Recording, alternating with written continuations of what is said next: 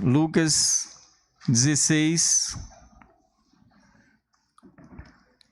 Nós vamos ler o Evangelho de Lucas no capítulo 16, a partir do versículo 19, e vamos ler até o versículo 31. Diz assim a palavra do Senhor: Ora, havia certo homem rico que se vestia de púrpura e de linho finíssimo, e que se alegrava todos os dias com grande ostentação. Havia também certo mendigo chamado Lázaro, coberto de feridas, que ficava deitado à porta da casa do rico. Ele desejava alimentar-se das migalhas que caíam da mesa do rico, e até os cães vinham lamber-lhe as feridas. E aconteceu que o mendigo morreu e foi levado pelos anjos para junto de Abraão. Morreu também o rico e foi sepultado. No inferno, estando em tormentos, o rico levantou os olhos e viu de longe Abraão e Lázaro junto dele. Então, gritando, disse: Pai Abraão, tenha misericórdia de mim, e mande que Lázaro molhe a ponta do dedo em água e me refresque a língua, porque estou atormentado neste fogo. Mas Abraão disse: Filho, lembre-se de que você recebeu seus bens durante a sua vida, enquanto Lázaro só teve males. Agora, porém, ele está consolado aqui, enquanto você está em tormentos. E, além de tudo, há um grande abismo entre nós e vocês, de modo que os que querem passar daqui até vocês não podem, nem os de lá passar para cá. Então o rico disse: Pai, eu peço que mande Lázaro à minha casa paterna, porque tenho 5 irmãos, para que lhes dê testemunho, a fim de que não venham também para este lugar de tormento. Abraão respondeu: Eles têm Moisés e os profetas, ouçam-no. Mas ele insistiu: Não, pai Abraão, se alguém dentre os mortos for até lá, eles irão se arrepender. Abraão, porém, lhe respondeu: Se não ouvem Moisés e os profetas, também não se deixarão convencer, mesmo que ressuscite alguém dentre os mortos. Deus, eu quero rogar a Ti que nessa manhã a Tua palavra em nós produza efeito, produza transformação, que ela nos enche o coração, que ela nos mostre, ó Deus, dessa realidade que todos nós vamos um dia ter que lidar, que é a realidade após a morte. Nos ajuda a compreender esse assunto tão, ó Deus, falado nas Escrituras e nesse texto, Senhor, tão complexo e tão difícil. É a nossa oração em nome de Jesus. Amém? Podem sentar. Queridos, texto de Lucas, capítulo 16, 19 a 31, é a conhecida história do rico e do Lázaro. Teve uma novela na Record, né? Que o nome era O Rico e o Lázaro. E quando eu fui fazer minhas pesquisas, que eu botava Rico e Lázaro, a primeira coisa que aparecia era a novela, mas a novela não tem absolutamente nada a ver com o Rico e Lázaro. Nada. É tipo você ver uma maçã e dizer: olha, uma jaqueira, um pé de jaca, enfim, tem nada a ver uma coisa com a outra. Nós queremos falar um pouco sobre a vida após a morte. Eu acho que é um dos temas mais sérios da Escritura, mais complexos e mais necessário. A primeira coisa que nos vem à mente em Lucas capítulo 16, versículos 19 e 31, é tentar imaginar o que se trata esse texto. É uma parábola ou é uma narrativa, ou é uma história real que Jesus está contando? De cara, esse texto ele se torna complexo pela dificuldade em determinar o tipo de texto que é Lucas 16, 19 a 31. Não é fácil, não existe consenso entre os melhores teólogos, aqueles que trabalham com hermenêutica, interpretação, exegese, eles mesmos não são certos ao afirmar se Lucas 16, 19 a 31 é uma parábola ou é uma narrativa, ou é uma história real. E isso, claro, influencia na interpretação. Uma coisa é eu interpretar um texto de maneira narrativa e outra coisa é eu interpretar um texto de uma maneira parabólica. São 2 processos hermenêuticos relativamente diferentes. Nem sempre as mesmas leis que eu utilizo para interpretar uma parábola são as leis, as normas que vão me levar a interpretar um texto narrativo. Então, a primeira pergunta que se faz ao ler esse texto, Jesus, ele está citando, está criando uma parábola, ou seja, uma história que tem como uma história inventada, que tem como propósito ilustrar uma verdade, apresentar, mostrar, revelar uma verdade, ou ele está mostrando um evento narrativo, ou seja, um fato que seja concreto, algo que aconteceu. E esse fato ele se demonstra através de princípios que são revelatórios, ou seja, que vão mostrar para a gente realmente, concretamente, como é a vida após a morte. A gente não tem como estabelecer se é uma parábola ou narrativa. A gente não sabe, de fato, se é uma parábola ou narrativa. Agora, nós entendemos um contexto onde ela foi dita. Em Lucas capítulo 16, versículos 13 a 17, ou seja, nesse mesmo capítulo, um pouco anteriormente, nós encontramos o debate de Jesus com os fariseus acerca da riqueza, acerca daqueles que confiam nos seus bens. Então, essa história ou parábola, ela está plenamente encaixada dentro do contexto. Se ela for parábola, se ela for narrativa, nós não sabemos, mas o que Cristo quer ensinar é acerca daquelas pessoas que confiam em si mesmas, em suas riquezas, que não depositam a sua confiança e a sua fé em Deus. Basicamente e fundamentalmente é este o contexto onde essa história ela é apresentada. Nós temos nessa história alguns elementos que nos levam a pensar que seja uma parábola. Nós temos alguns elementos que têm um forte teor que pode ser tomado como metáfora. O fato, por exemplo, do rico estar padecendo no fogo é algo que pode ser interpretado como uma metáfora de sofrimento. Abraão estar com Lázaro junto a si também pode ter uma forte tendência a ser interpretada como uma metáfora.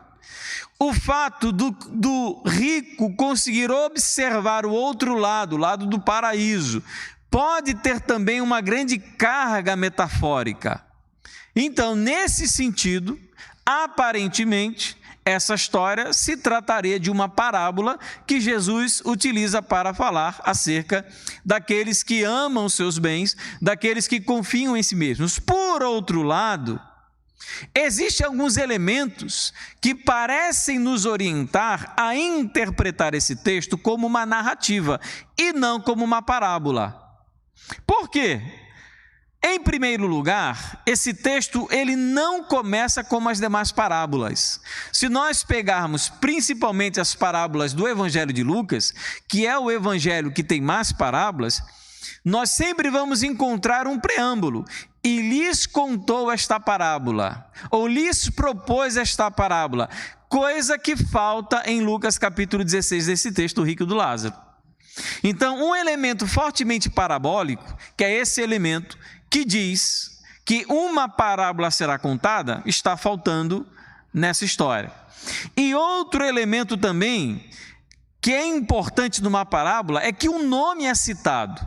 Se esse texto de Lucas 16, a partir do versículo 19, for uma parábola, é a única parábola da Bíblia em que há a citação de um nome de alguém. No caso aqui, o nome de Lázaro. Em nenhuma outra parábola nós temos pessoas sendo citadas pelo nome. Vamos tomar o exemplo da parábola do filho pródigo. Nós temos 3 grandes personagens principais: o pai, o filho pródigo e aquele filho mais velho. Nenhum dos 3 o nome é citado. Então, esse padrão de Lucas 16, desse texto, ele foge desse princípio de que pessoas não têm o nome citado numa parábola. E em terceiro lugar, não há na própria história uma aplicação direta ou alguma explicação como nós vemos em outras parábolas. Quer dizer, se aqui for uma parábola mesmo, É uma parábola que foge daquele padrão que Jesus utiliza para contar outras parábolas e que Lucas usa para registrar essas parábolas. Logo, não temos como saber se o texto aqui é uma parábola ou é uma narrativa. Alguns sugerem, são alguns intérpretes, alguns comentaristas, sugerem que Jesus, na verdade, está contando um tipo de lenda que havia na sua época. Eu, particularmente, discordo dessa posição. Eu fico entre a dúvida se é parábola ou se é algo real. Se você me perguntar, mas você acha que é o quê? Eu vou dizer que eu também não sei. Enfim, se os comentaristas que eu pesquisei, Hendrickson, Taylor e tantos outros que eu pesquisei, eles não chegam à conclusão, não sou eu que vou chegar a conclusão nenhuma. Mas nós precisamos, queridos, entender o propósito e as verdades reveladas por meio desse texto.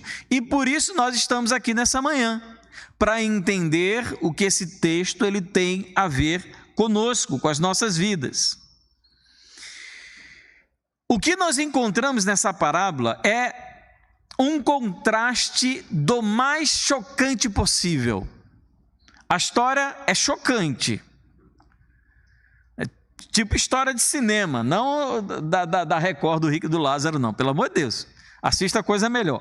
Mas é uma história que nos choca, porque nós temos uma figura, um personagem que ele experimenta da mais alta riqueza, ou seja, de tudo aquilo que o melhor do mundo pode oferecer, o melhor do dinheiro, o melhor da vida, ele experimenta do melhor que o mundo pode oferecer. E nós temos, por outro lado, um homem que experimenta daquilo que é mais pobre, mais desprezível, mais baixo, mais sofrível. Então nós temos essas duas figuras sendo colocadas diante dessa perspectiva de que Jesus ele fala acerca de fariseus e saduceus que confiavam em suas riquezas e em si mesmos, que se justificavam e se achavam abençoados por Deus porque eram pessoas de posses. Não vamos longe nisso, amados. Nós não estamos tão distantes dessa realidade. Um judeu do primeiro século, ele considerava a riqueza e a posse material como sinal da aprovação divina. Então, quem era o homem rico? Era o homem que Deus amava. Quem era o homem próspero? Era um homem que era abençoado por Deus. Quem era o pobre? Quem era o doente? Era um homem que era desaprovado, era um homem que era amaldiçoado por Deus, era um homem excluído da presença de Deus. Esse Lázaro, ao que o texto se refere, lembra, ele tem um corpo coberto de chagas. Aonde um homem coberto de chagas poderia expressar a sua religião judaica? Em lugar nenhum. Um homem que estivesse doente, enfermo, com feridas na pele, ele não poderia sequer entrar no recinto do templo para participar do culto. Ele estava excluído de toda a vida social e econômica. Ele estava literalmente à margem de toda a sociedade. Solitário, desprezado, sem dinheiro, sem recurso. Naquela época não tinham organizações que cuidavam de pessoas em situação de rua, não tinham médicos que exerciam por amor a medicina e se interessassem por um caso de um homem jogado na rua, coberto de feridas, e eu vou fazer alguma coisa, eu vou ajudar. Não havia nada disso. Então, quem era rico era muito rico sem ser incomodado, quem era pobre era muito pobre mesmo. E é essa a situação que está sendo colocada. E choca, diante disso tudo que é chocante, é que se você perceber, ao final da história, quem era o homem abençoado? Era o pobre.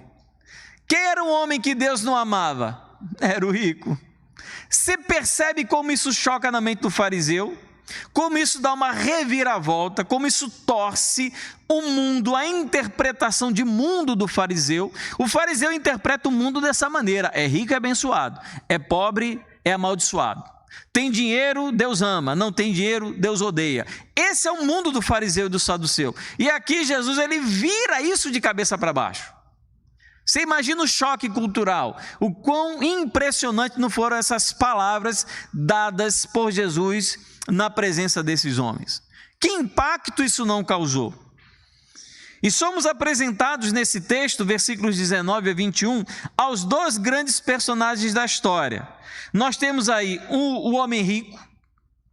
E o que nós sabemos sobre esse homem rico?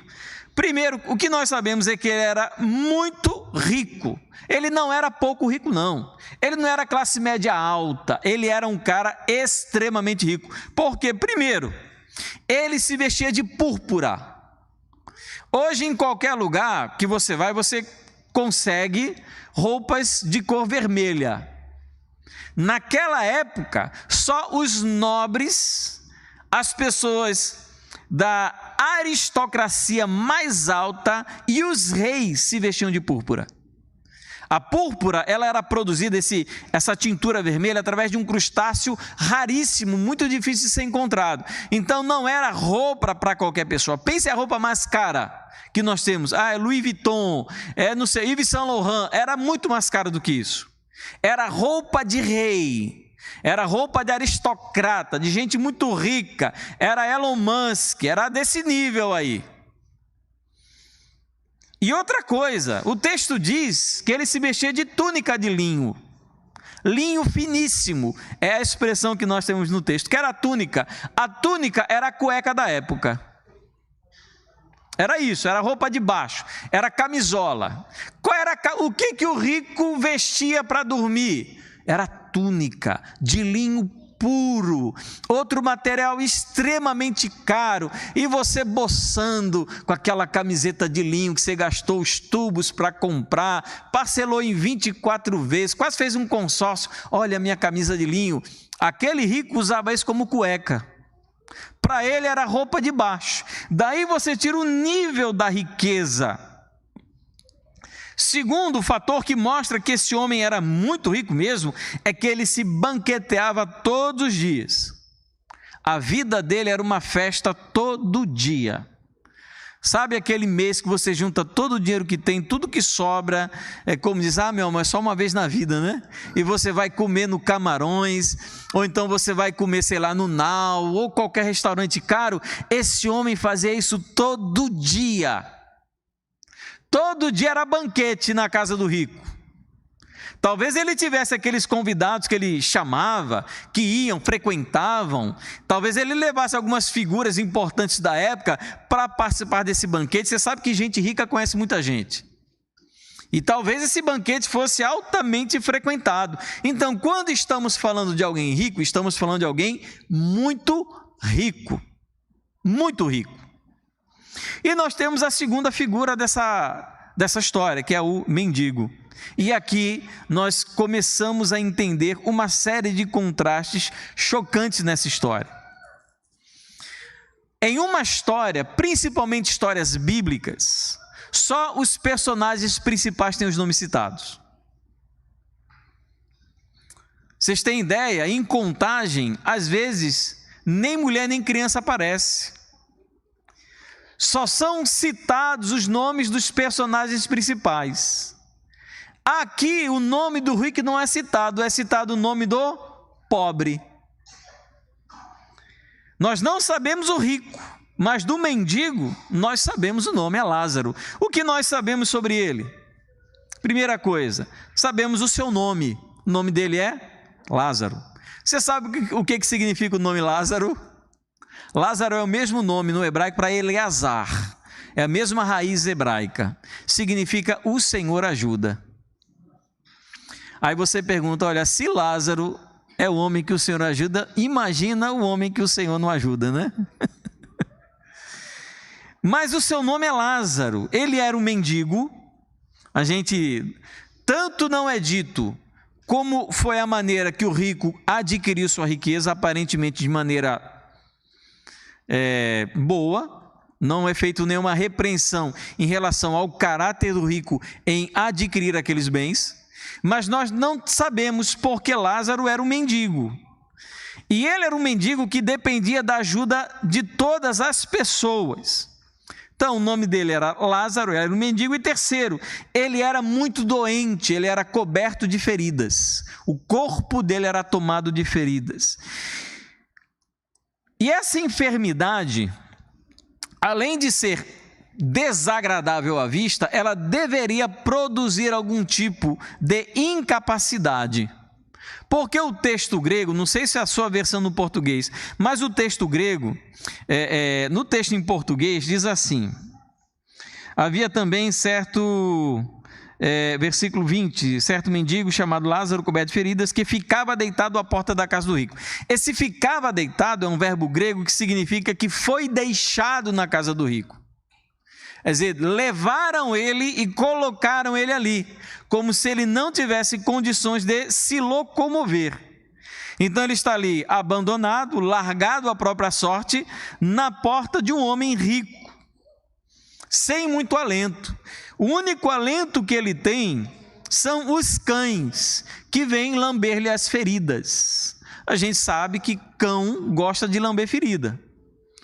Para o cão, isso ajuda às vezes a cicatrização, mas para o ser humano, não necessariamente, pode inclusive transmitir alguns tipos de bactérias. Mas os cães lhe lambiam as feridas, o que coloca Lázaro no mesmo nível no mesmo nível de relevância que os cães de rua. Então estão todos ali, o rico e seus amigos, Lázaro e seus amigos, no mesmo nível de relevância. E um outro detalhe é que ele estava faminto. Uma outra coisa que nós entendemos, vemos em Lázaro, é que ele estava faminto. Ele desejava comer as migalhas que caíam da mesa do rico, o que não quer dizer que davam, viu, gente?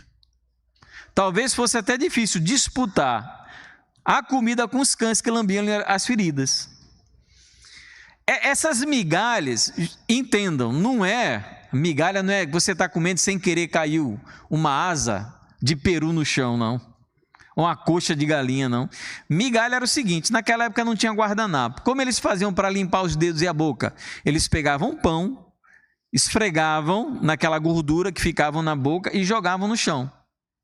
Era isso que o Lázaro queria comer.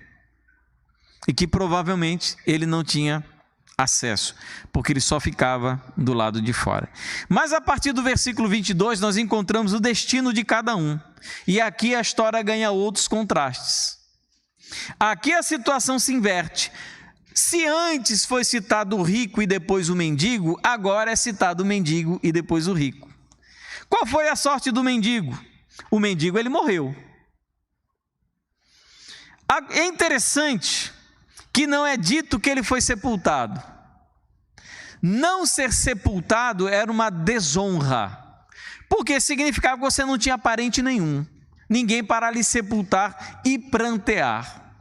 Ele simplesmente morreu. O texto diz que ele morreu. Talvez ele não tivesse de fato tido um enterro digno, um acompanhamento de alguém, uma palavra, um amigo, ninguém, um familiar, ninguém. Talvez sequer o seu corpo tenha sido sepultado. Talvez até mesmo os cães tenham dado cabo do corpo, a gente não sabe. Mas a sorte do mendigo é que ele morreu, não foi sepultado. E o que o texto diz, ele foi levado pelos anjos diretamente para a presença de Abraão, o que representa o céu ou o paraíso. Então olha que contraste. Aquele homem que experimentou toda a dureza da vida, toda exclusão, pobreza, fome, doença, tudo que havia de ruim nesse mundo, ele experimentou, ele é levado imediatamente para a presença de Abraão, que na cultura hebraica significava o céu ou o paraíso. Ele está lá gozando das bênçãos de Deus na eternidade. É lá que ele está. Mas o rico também morreu. O rico morre também, segundo o texto. Agora, é interessante que o rico, sim, ele é sepultado. E você imagina a morte de rico, sepultamento de rico, aquele caixão da melhor madeira possível, melhor lugar no cemitério, cheio de gente, de amigo, pessoas contando, falando sobre suas histórias, suas proezas, sua generosidade, do seu prazer de viver a vida, de como ele tinha amigos, famílias e filhos, e tudo isso falando, e é interessante que normalmente a gente ouve uma palavra em enterro. Sempre que alguém termina de falar, diz o quê? Ele descansou. Na perspectiva de quem estava nesse mundo, o que a morte do rico traria para ele? Descanso. Mas olha o que aconteceu. Ele foi sepultado, mas o seu destino não foi aonde se esperava. Seu destino foi o inferno, aonde ele sofria terrivelmente, experimentando todo o fogo, o calor, a punição, o castigo. É uma mudança drástica e radical de acordo com a cultura judaica da época, na expectativa de que um homem rico é abençoado por Deus. Ele não era abençoado, ele não amava Deus, ele não queria saber de Deus, ele gostava da sua vida, ele gostava da sua liberdade, ele gostava da sua independência, ele gostava do seu poder econômico, ele gostava de aparecer para as pessoas, ele gostava de ser bem visto, ele gostava de usar boas roupas, ele só não gostava de Deus. Deus para ele era um adendo, era um ponto, era uma vírgula, não era nenhuma frase. E isso deve ter chocado os fariseus e saduceus, que partiam desse princípio de que ricos são homens que amam a Deus de verdade. Nós temos então aí o outro contraste, o pedido do rico. O rico olhando de longe, olha como esse texto é interessante, o rico olhando de longe, ele percebe, ele reconhece Lázaro. Interessante, ele não reconheceu Lázaro durante toda a sua vida, nunca ligou para ele, nunca lhe deu nada, nunca lhe ajudou, tinha toda a riqueza desse mundo, mas nunca estendeu a mão para aquele homem. O rico identifica Abraão e Lázaro do seu lado. É muito interessante a gente interpretar isso debaixo da cultura hebraica. Quem sentava do lado daquele que recebia era o convidado de honra. A gente vê isso, por exemplo, na última ceia, João se reclinando no peito de Jesus. Eram as pessoas mais próximas, aquelas pessoas que eram honradas, que sentavam do lado dos anfitriões. Quem é que está ao lado de Abraão? Lázaro, aquele desprezado mendigo, carregado e tomado por chagas. Agora ele é honrado na eternidade, enquanto o rico ele experimenta a rudeza e a desgraça da condenação eterna. O rico pede que Abraão tenha por ele exatamente aquilo que ele não teve por Lázaro: misericórdia. Você consegue entender a ironia disso acontecer dessa maneira? Ele sabia o nome de Lázaro, tanto que ele diz, ele viu Lázaro, ele fala, pede que Lázaro, ele sabe o nome daquele mendigo, mas nunca quis qualquer relação com ele. Agora ele clama por misericórdia para que aquele homem que ele desprezou durante toda a sua vida saia do seu lugar. O texto diz, para que ele molhe o dedo, ele pegue e faça assim na água, só isso aqui, e venha e passe na língua do rico, para que ele tenha de alguma maneira algum alívio do seu sofrimento.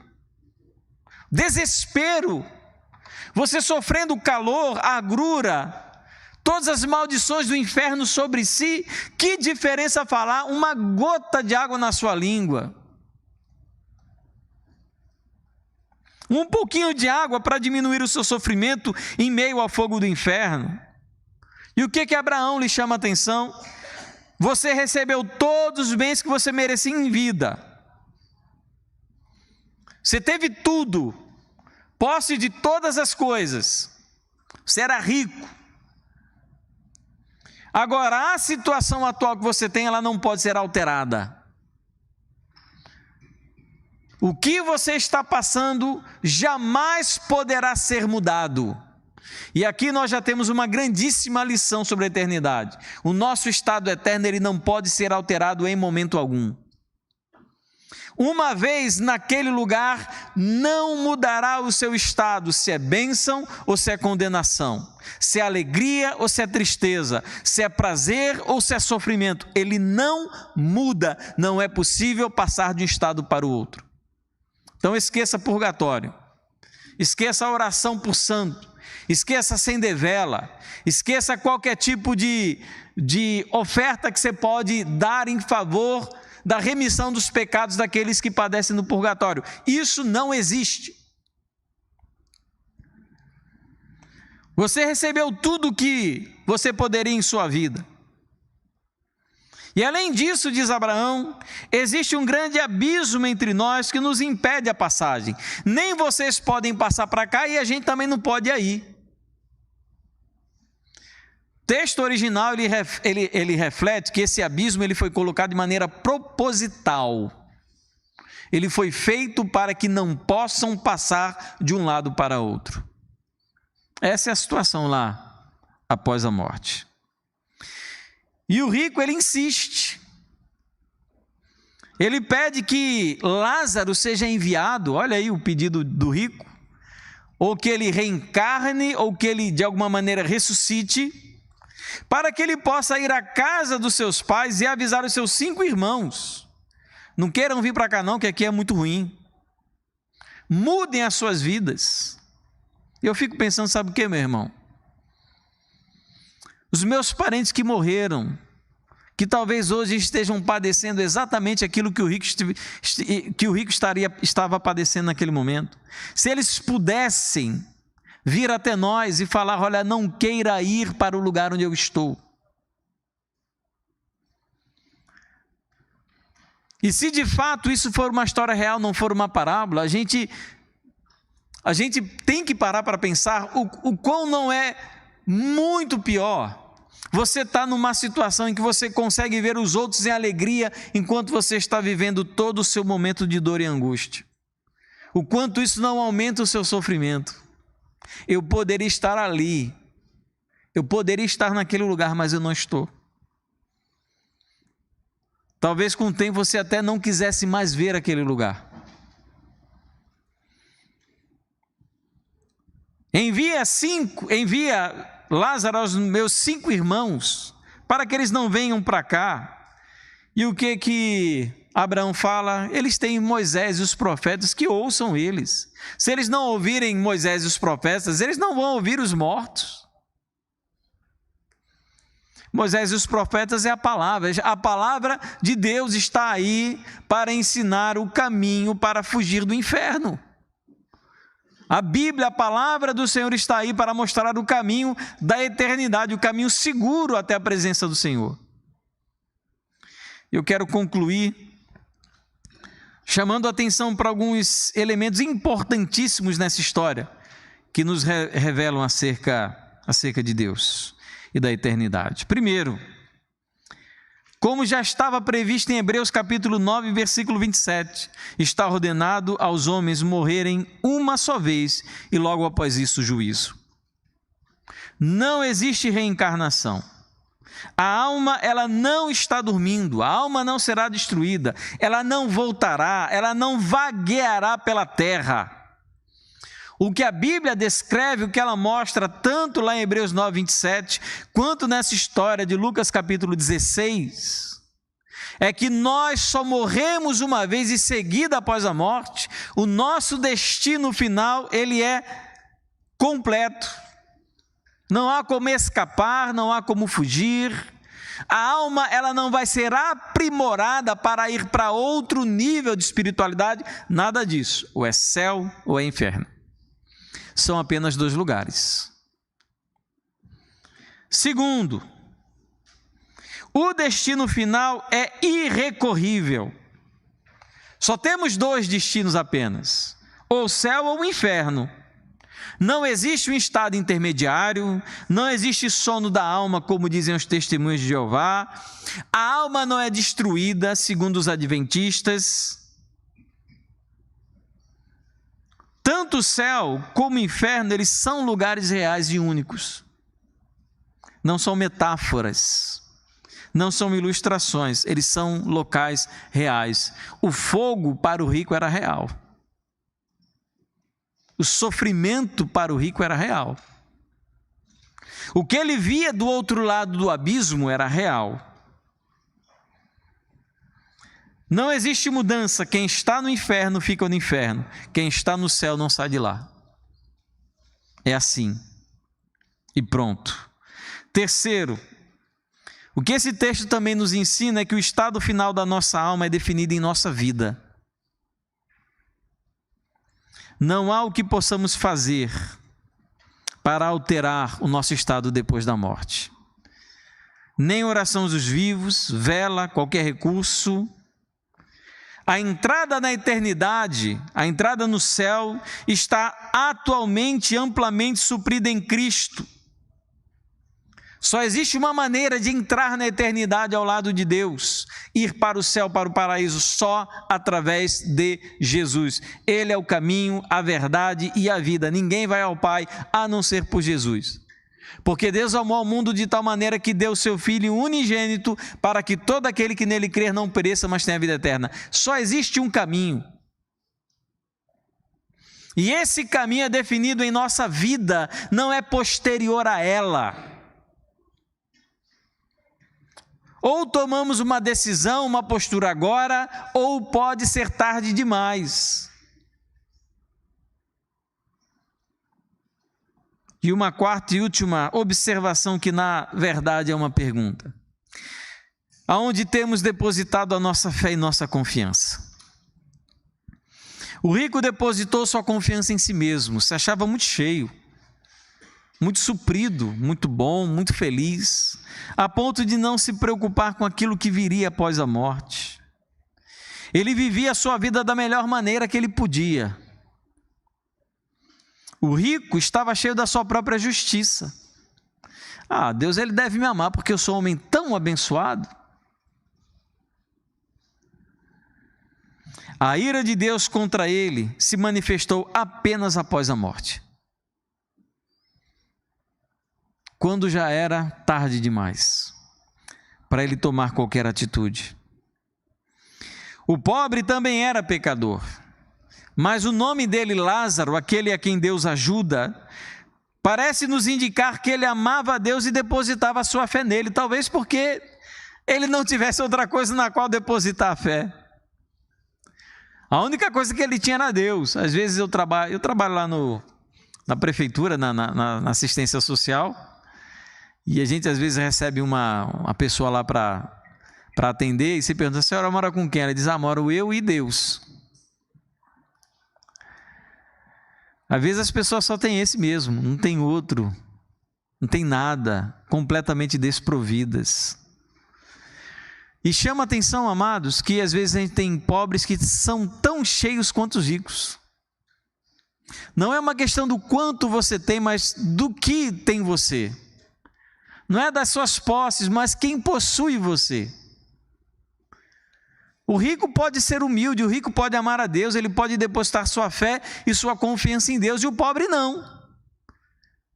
Pode ser que o pobre ele seja orgulhoso, ele seja cheio de si, soberbo, prepotente. Não ame o Senhor. Não é essa a questão é que Deus ele deve ser o centro absoluto da nossa vida e de tudo aquilo que fizemos.